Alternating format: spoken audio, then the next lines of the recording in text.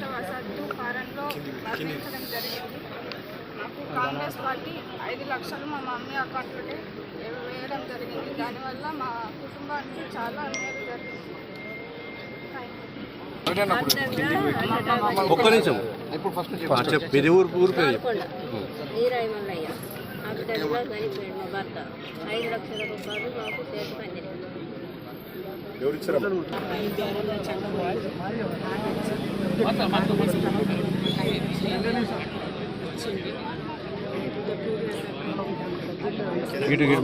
మాది గ్రామం.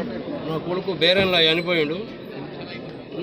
మాకు కాంగ్రెస్ ప్రభుత్వం రేవంత్ అన్నగారు, సునీల్ అన్నగారు, ఈరావతి అన్నగారు మా ఇంటికి వచ్చి పరామర్శించి గల్పు బాధ్యతలకు 5 లక్షల రూపాయలు డైరెక్ట్ రూపాయి ఖర్చు లేకుండా ఎటు తిరగకుండా వచ్చి పరామర్శించినాక డైరెక్ట్ అకౌంట్లకు వేసిర్రు, మా భార్య అకౌంట్లకు.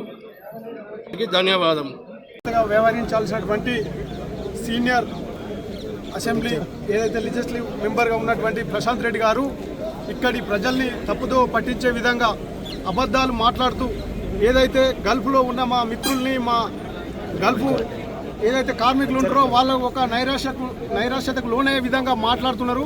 అది పద్ధతి కాదని చెప్పడానికి ఆయనకు 11వ తారీఖు నాడు మేము ఒక సమయం పెట్టినాం. ఏమని వేల్పూర్కు మీ ఊర్లోకి వస్తామని చెప్పి గాంధీ విగ్రహం దగ్గరికి వస్తామంటే ఆయన మీద వేసుకొని ఇవాళ నా ఇంటికి ఎవరు వస్తలేరు అని మాట్లాడుతూ ఉన్నారట. అది పద్ధతి కాదు. మీరు ఒక ఎమ్మెల్యేగా ఉండి బాధ్యతగా ఇంతకుముందు మంత్రిగా ఉన్నారు, 2 సార్లు కేసీఆర్కు దగ్గరగా ఉన్నారు.